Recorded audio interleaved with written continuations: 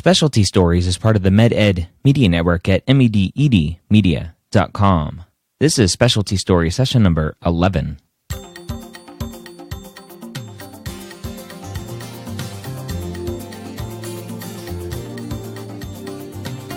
Whether you're a pre-med or medical student, you've answered the calling to become a physician. Soon you'll have to start deciding what type of medicine you will want to practice. This podcast will tell you the stories of specialists from every field to give you the information you need to make sure you make the most informed decision possible when it comes to choosing your specialty. Welcome to the Specialty Stories podcast. My name is Ryan Gray, and I am your host. I also host many other podcasts, the MCAT podcast, the Pre-Med Years, and the Old Pre-Meds podcast, to name a few. So if you are a pre-med student, go check out mededmedia.com. If you're a medical student, welcome, and thank you for joining me on this journey as I gather information for you for the first time. All the other podcasts are dedicated to pre-med students, and Specialty Stories is really the first one that branches into the medical student world. And I appreciate all of the medical students that are reaching out to me through email, Twitter, Facebook, wherever, and saying, hey, I'm a medical student and I listen. So thank you for that. Today's episode is going to be a little bit different. I'm not going to interview a specialist.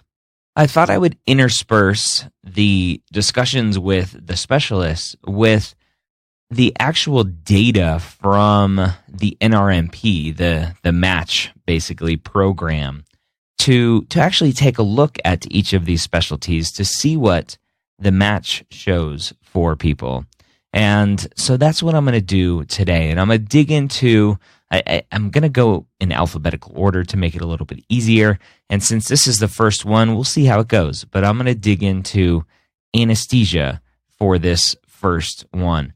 And all of this information, if you Google Rmp Match Data, you'll find all of this information available for you. So what I'm going to do is I'm going to go over some of this data and talk about it and hopefully break down some of this information for you. All right, so the first big data comes in Table 1 in this NRMP Match Data, and this is match data from 2016. So as we're going through this, it'll probably transition to 2017 data for other programs as I go through. But I'm not expecting a huge change in numbers. I sounded a little Donald Trumpish there by saying huge. Sorry. I'm not allowed to bring politics into this discussion. Anyway, so Table 1. So if I notice once the 2017 data comes out, if there's a huge change in the match data for programs that I've already covered, I'll go back and update and mention those in future episodes as well. So let's talk about anesthesiology PGY1 position. So PGY1 means postgraduate year 1. So this is internship, basically. So anesthesiology, if you are applying for anesthesiology right out of medical school, you are applying for a PGY1 program. There were 119 programs in the country, and there were 1,127 spots at those 119 programs. So roughly 10 spots at each program, a little bit less. There were 23 programs that went unfilled. And this is always a huge thing that I like to point out to students, that especially for a very competitive specialty like anesthesiology, there were a lot of programs that went unfilled. So the question is, where were those programs? Were they more rural areas, more of a rural academic hospital where students don't want to be? Or is it a newer program that people don't know about? Or what is the deal there? So that's something to think about. As if you're interested in anesthesiology, the 23 programs went unfilled. So the NRMP also gives data that breaks down the number of applicants that are U.S.-based and the number of applicants total for matching. So you have U.S. seniors and total applicants. So let's break that down. So there were 1,127 positions offered and 1,107 U.S. graduating seniors that applied and 1,748 total applicants applied. So there were almost 650 applicants, non-US applicants applying. And it kind of skews a little bit too because the data shows US seniors. So it could be somebody maybe that didn't match their senior year and is reapplying for a PGY1 spot. They could be included in this roughly 650. It could be graduates from international graduates, non-U.S. citizen international graduates, right? Or U.S. citizen international graduates, meaning a lot of students that go to the Caribbean for medical school. So those are included in that roughly 650. The number of matches, so 1,107 U.S. seniors applied, 774 matched, roughly 70% match rate, and then 1,072 total matching. And so percentage filled, when you look at it, 68.7% of the programs were filled by U.S. seniors, 68.7% by U.S. seniors. And the last column in Table 1 talks about ranked positions. I'm not really sure the usefulness of that column, so I'm not really going to talk about it. Table 1 also covers PGY2 positions. So if you are applying for a PGY2 spot, I guess some programs that if you do a prelim surgery year or a prelim medicine year, meaning just a 1-year internship, it's a separate match that you go through, not a separate match, but a separate program that you're applying to. Some anesthesiology programs want you to apply to a PGY1 spot, and then you start your PGY2 year in anesthesiology. There are some programs that are like that. Dermatology is mostly like that, where you apply to dermatology for your PGY2 year, and you start your PGY1 year doing a transitional year or a prelim medicine year or prelim surgery year. So there are more programs, and it kind of skews it a little bit. So you have to kind of look at both of these totals. So there, as we talked about before, there are 119 programs for PGY1, meaning you apply directly to anesthesiology and you're in that one program for the entirety of your residency. And then there are 77 PGY2 programs for anesthesiology for PGY2 spots. So those 77 programs, you apply there as you're going through the match process. You're applying as a PGY2, but you're also trying to match another program for a PGY1. So it just complicates things and adds a lot of stress. And there were 481 positions available for that. And again, more unfilled programs, 16 unfilled programs, 952 U.S. senior applicants, 1,540 total applicants, and then 290 matches for U.S. seniors to a PGY2 anesthesia program, and 441 total. So it's interesting for the PGY2 anesthesia programs that the U.S. seniors filled 60.3% of those programs, but the PGY1 was 68.7%. So something's a little off there. That's a big difference to have almost an 8% difference, 8.4% difference in U.S. seniors filling programs for PGY1 versus PGY2. And I hope this isn't super confusing for you as I talk about PGY1 and 2 and all these percentages and numbers. Again, it's probably best to listen to this episode while you have Table 1 in front of you. Again, search for Rmp Match Data and pull up the 2016 match, the residency match results, and look at Table 1, which we're breaking down right now. There is one other spot on here that has physician positions. So these are for people that have prior postgraduate training. I'm not going to go into that because it's very specific to people that to physicians who already have some postgraduate training. So I'm going to skip over that part.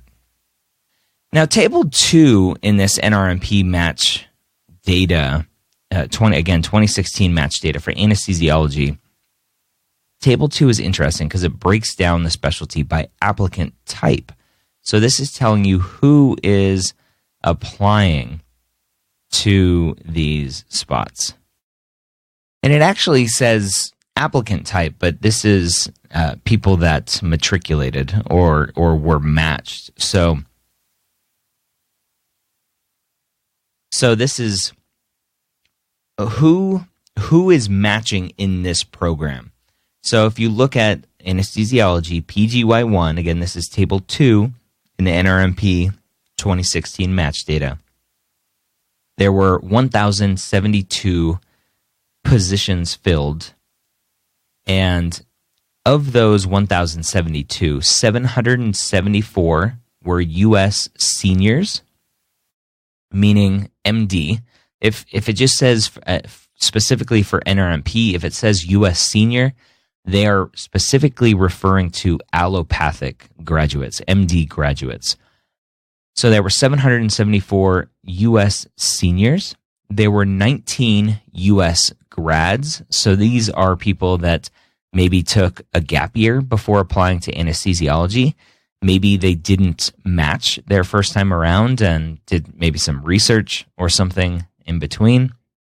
But these are U.S. graduates and, again, MD graduates that applied for anesthesiology, but they weren't seniors, so they were applying past their normal time. 154 of the 774, so little over 14% of total matching, the total matches, were osteopathic graduates. So that's kind of interesting. And as we dig through more data as we go, we'll see if around 14% is a good number or not. 0 were Canadian, 0 were Fifth Pathway, and we haven't really talked about Fifth Pathway in the specialty stories or even in the Pre-Med Years podcast, so I'm not going to talk about that much. We had U.S., so U.S. citizen international medical graduates. There were 70.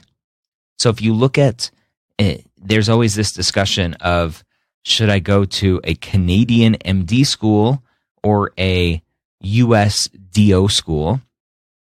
If you just look at these numbers, 154 osteopathic matches and 70 IMG matches for U.S. citizens. There were 55 non-U.S. citizen international medical graduates, so a pretty big number, and then 55 unfilled spots. So it's important to remember these numbers. You can't just look at the numbers and go, oh, I obviously, if I want to be an anesthesiologist, I need to go to a U.S. MD school, because the numbers are skewed. If you look at 774 for U.S. seniors, and we'll add the other U.S. grads in there too. So if you add the U.S. grads, you're looking at 793 U.S. seniors or U.S. graduates from MD schools versus only 154 for DO. You're like, oh, it's a no-brainer. Go to an MD school.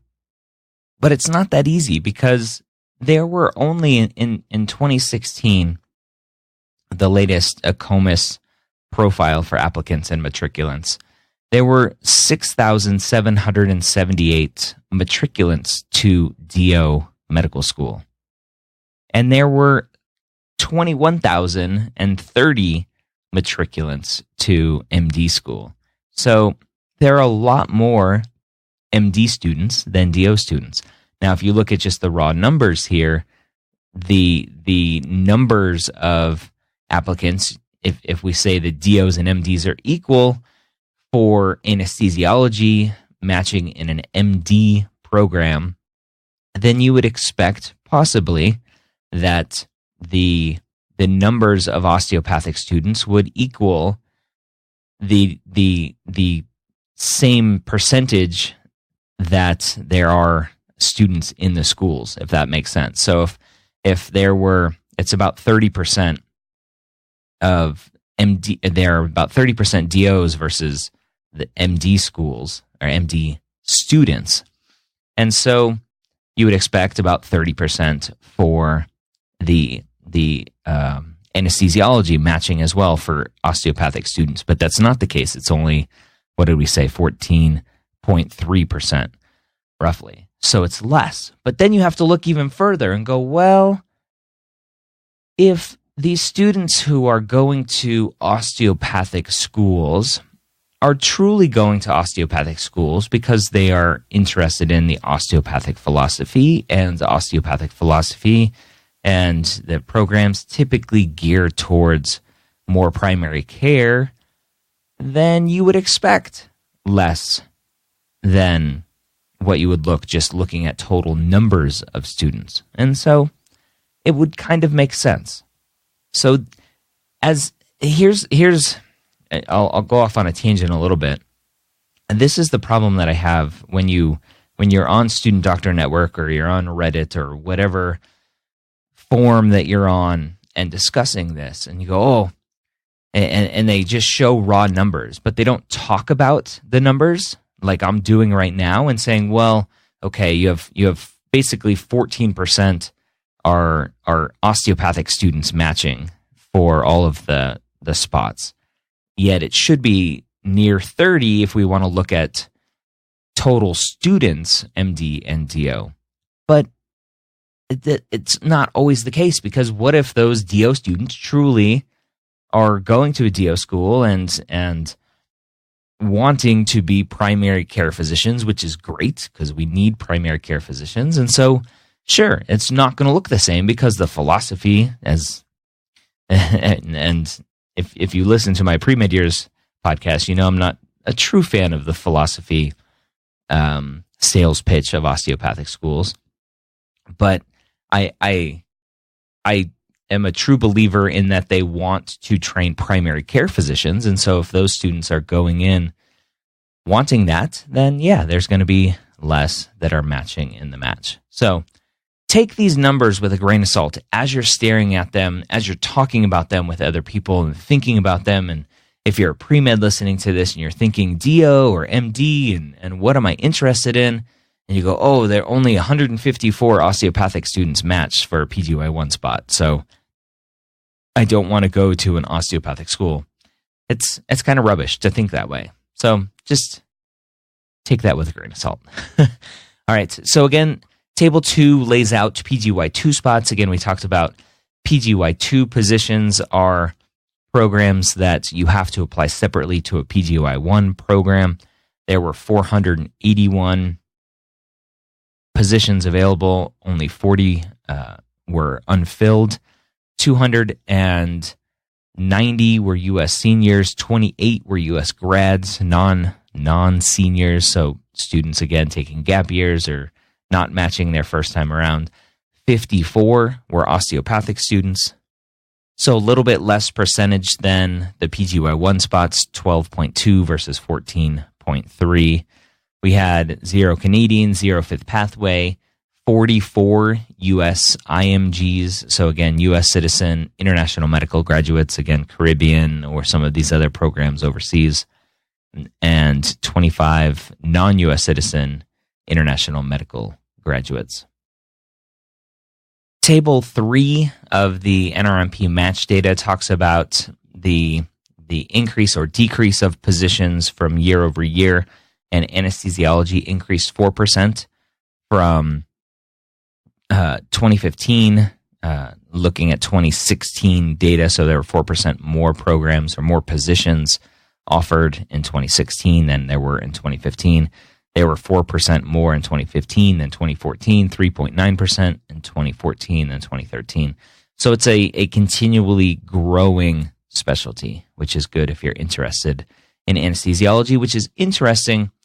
If you go back and listen to the anesthesiology discussion that I had, the question comes up about CRNAs, and our CRNA is going to be taking jobs from anesthesiologists. And if you look at this data, we're training more and more anesthesiologists. So if that was a concern, hopefully that would take into account, or it would be taken into account, the number of programs that are offered.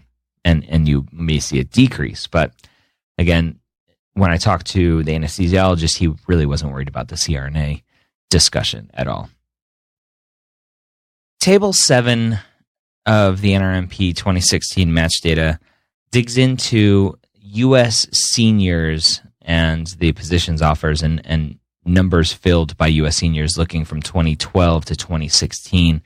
And it just shows a trend that in 2012, 725 spots were filled by U.S. seniors, and in 2016, 774 were filled by U.S. seniors. And it looks like the trend, because there were less spots offered in 2012 than in 2016, that there are, percentage-wise, the percentage of U.S. seniors filling those spots is actually going down a little bit. And just doing the math, it's about 10%. It actually went down, the number of U.S. seniors filling anesthesiology for PGY1 positions. Went down about 10% from 2012 to 2016. And again, for PGY2 spots, there again was a decrease here, a pretty big decrease. In 2012, 397 U.S. seniors filled 557 spots. So the spots decreased, but again, a much bigger decrease in 2016 percentage-wise. There were only 290, again, 397 versus 290 for 481 spots. And it's about 11% difference from 2012 to 2016. So I wonder where, we talked about this decrease for PGY2 spots. I wonder if there's just a lack of awareness about these PGY2 spots, or if we've just become so lazy that we only want to apply to PGY1 spots because it reduces the number of programs that we have to interview at and apply to, and it obviously is a much bigger hurdle, and it seems like the non-U.S. seniors are more willing to do that extra work. It's kind of interesting. So figure 5, actually, again, 2016 NRMP match data, talks about the number of positions offered and filled for selected specialties, again in 2016. Anesthesiology here has categorical positions listed, and advanced positions, and also the physician position. So it has everything listed here. There were 1,696 positions offered, only 1,590 filled, and 1,064 of those filled by U.S. allopathic seniors, so MD graduates. So 66.9% of all of the program slots that were filled for anesthesiology in 2016 were U.S. MD graduates, or U.S. seniors, actually. So Table 8 has an interesting trend here. Table 8, again, 2016 NRMP match data, talks about the positions offered and percent filled by U.S. seniors and all applicants, again, 2012 to 2016. So you see a nice trend. 78.9% of all programs, all anesthesiology programs all PGY1 anesthesiology programs, 78.9% in 2012 were filled by U.S. seniors. 74.8% in 2013, so it went down 4%. It went up. It went down again in 2014, 71.9%, so down another 3% almost. And then it went up a tad in 2015. It went up 1.1%. And then it went down in 2016 to 68.7%. So you see a general trend from 2012 to 2016 of less U.S. seniors matching or filling positions in anesthesiology for PGY1 spots. So the question comes is this because there's less interest? Are students worried about this CRNA thing maybe? Are more people going into primary care maybe? Again, we're just looking at anesthesiology here, so can't make any predictions or draw any conclusions just based on the raw numbers, but it shows a general trend downward. Again, PGY2 positions, 2012 had 71.3 U.S. seniors filling all of the spots. 2013 had 68.6, so a big decrease. In 2014, 63.5, another big decrease, almost 5%, or a little more than 5%. In 2015, it went down more than a percentage, again to 62.3, and then 2% in 2016, it went down. So 60.3% of PGY2 anesthesiology programs were filled by U.S. seniors. So again, another big decline, big decrease in U.S. seniors matching or filling these PGY1 and PGY2 spots for anesthesiology. Tables 9, 10, 11, and 12 are interesting to look at because they tell you the percentage of the specialty based on the total percentage of all of the programs offered. So all of the other specialties combined are going to add up to 100. And anesthesiology accounted for 4% of all matches to PGY1 positions. So 4%, it's not bad. It's actually one of the larger ones on the list, just to give you an idea. Obviously, the primary care ones are going to be the largest. You have family medicine, 11.5%. Internal medicine, almost 26%. You have pediatrics at 10%. So it's right up there. Some other surgical subspecialties, you have OBGYN at 4.7, and let me look for orthopedics on here is 2.7. So it makes sense that anesthesiology would be more than orthopedics because anesthesiology is doing all of the surgeries and not just orthopedic surgery. So 4% of all applicants that are matching are in anesthesiology. And then it breaks down, table 10 breaks down for U.S. seniors. 4.5% of all matching U.S. seniors are to anesthesiology. Table 11 looks at osteopathic students and graduates. So it doesn't specifically say osteopathic seniors, which is interesting. But what is interesting here is 6.4% of all osteopathic students that are filling a MD program, 6.4% are for anesthesiology. And again, looking at the other MD programs, just to give you a sense, almost 16% are family medicine, almost 21% internal medicine, pediatrics, almost 15%. So anesthesiology is right up there. It seems to be a good one for osteopathic students, which is interesting. So what about students that don't match in anesthesiology? What are the numbers that those look like? And if you look at figure 6 in the data here, the Rmp 2016 data, there are 8.9% total unmatched. And it's actually the second lowest in this figure.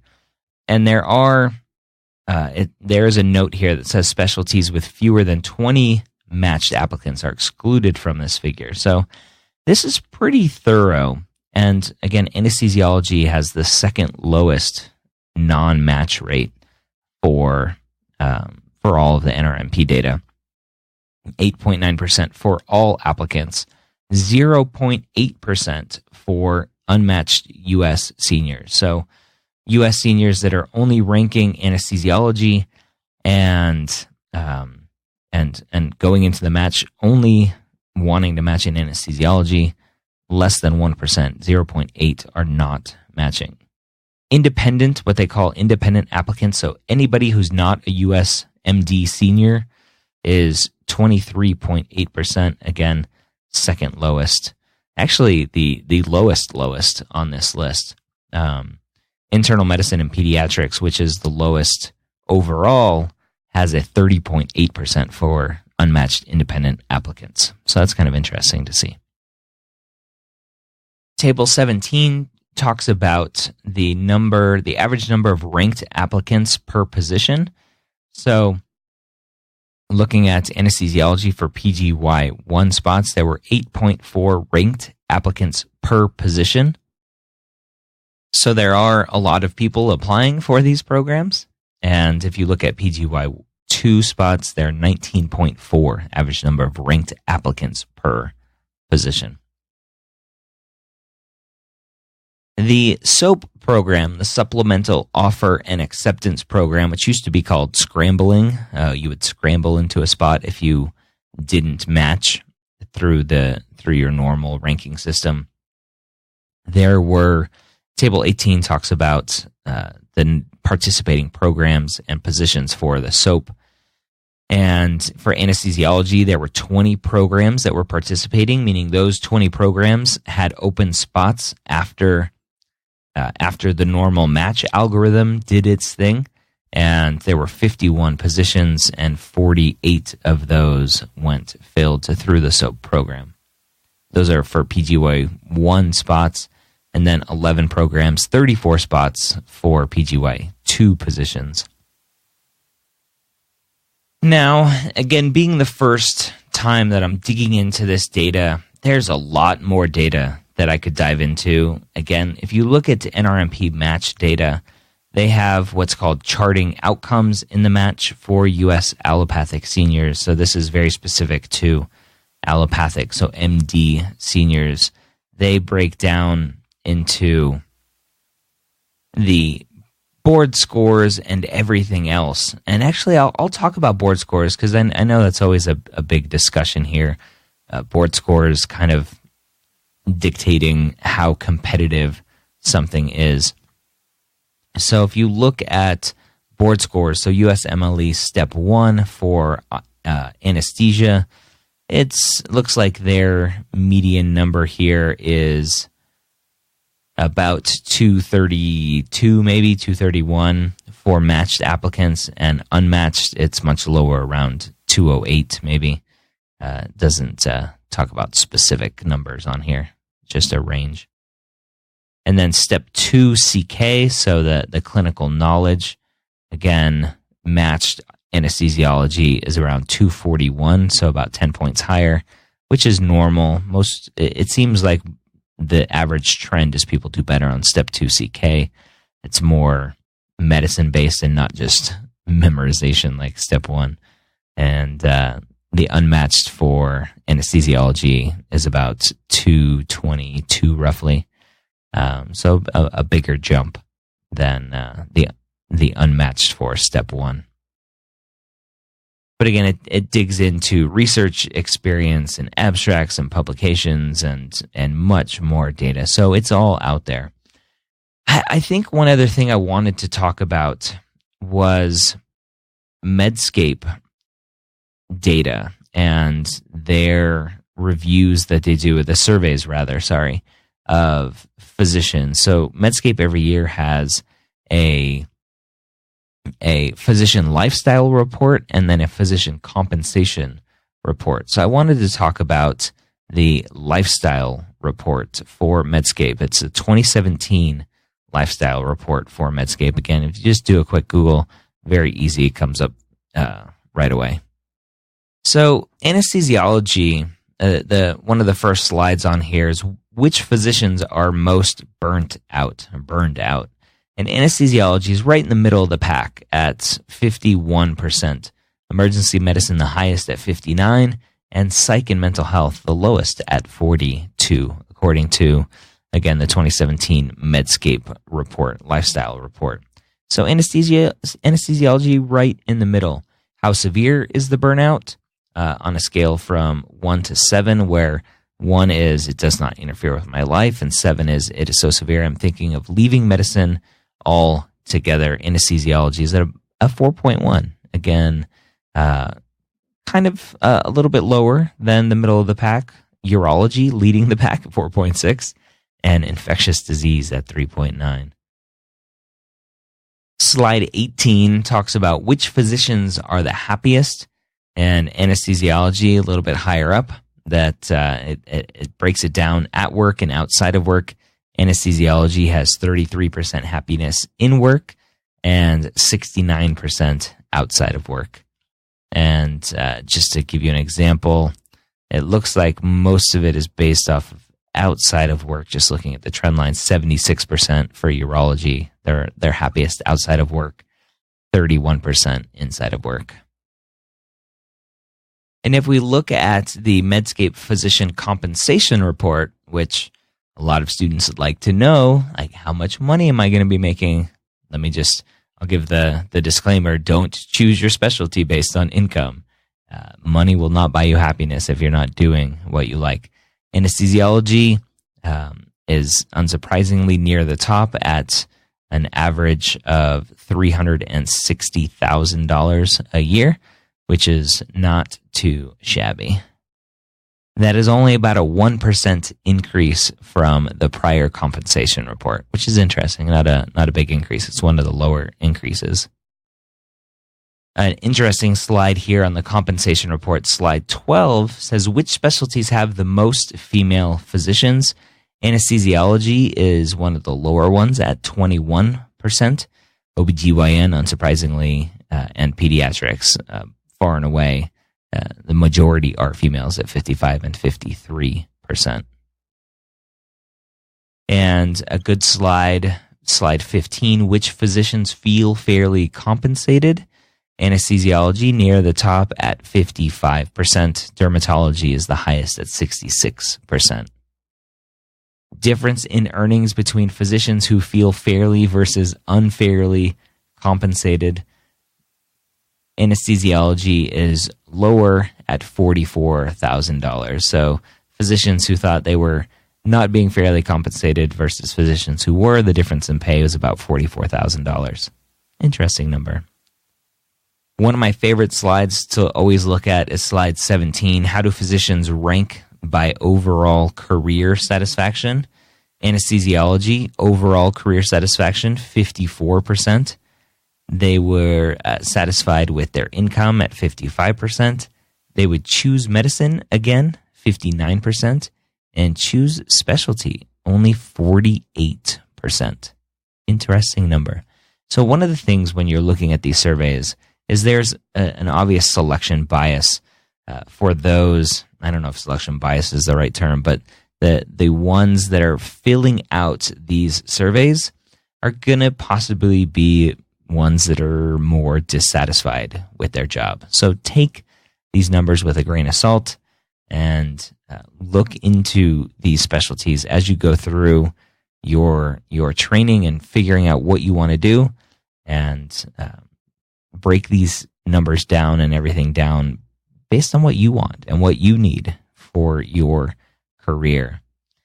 They have one more slide here, kind of a redundant one here, slide 31. I would choose medicine again, and anesthesiology is kind of lower at 59%, 73% for family medicine, 47% for plastic surgery. And it's interesting. It'd be interesting to kind of get somebody to break down these numbers and go, well, family medicine, internal medicine, those are people going into primary care wanting to treat patients. So yeah, they're going to choose medicine again because that's what they're going into. And then when you look at some of these other specialties like plastic surgery, radiology, the lower ranked ones, more of the surgical subspecialties, and ones that are higher paid. And so were these people going into the field because the money was there? Interesting to think about. Again, choosing the same specialty, anesthesiology, right in the middle pack at 48%. And just to give you an idea for this survey, 6% of all of the respondents were anesthesiologists. So pretty good number. All right, so I think I will end there. We talked about the match data specifically for the MD match data. The osteopathic match data isn't as easy to read, and you have to break it down by state. And so I'm not going to dig into those. Unfortunately, it's just harder to read. They don't make it as pretty and easy to look at and talk about as the NRMP data. So things to take away. Just because there are less osteopathic students matching into anesthesiology overall compared to the total number of students for osteopathic and MD doesn't mean that your chances are lower. Just means that maybe there are less osteopathic students that want to go into anesthesiology. So it didn't break down the total number of applicants that I saw. If I missed that, let me know. I hope this was useful. It may be confusing. Again, first time I'm trying this, so let me know how it goes. Email me, ryan@medicalschoolhq.net. Again, it would be easier to have all this information in front of you, so maybe not the best episode while you're at the gym or driving in the car or whatever you're doing, listening to this podcast now. But I hope it was helpful, and I look forward to your feedback. Coming up, I have a lot of interesting people lined up, a physiatrist, a neuroradiologist, a very subspecialized ENT surgeon, a general ENT. I think he's general ENT. I have a forensic pathologist coming on, and one of my best ones coming on, but it won't be for later, is BJ Miller, a palliative care physician. So I'm excited about that. He's an amazing palliative care physician. Look him up. He's got an amazing TED Talk. He agreed to come on Specialty Story. So I'm excited for what is to come. Again, let me know, give me some feedback on this episode to see if you were able to keep track of all these numbers and things that I talked about. I hope you have a great week. If you liked this episode, do me a favor. Go tell a friend. If you're in medical school, go tell your class about this podcast and have them subscribe, help them figure out what they want to do on their journey to becoming a physician.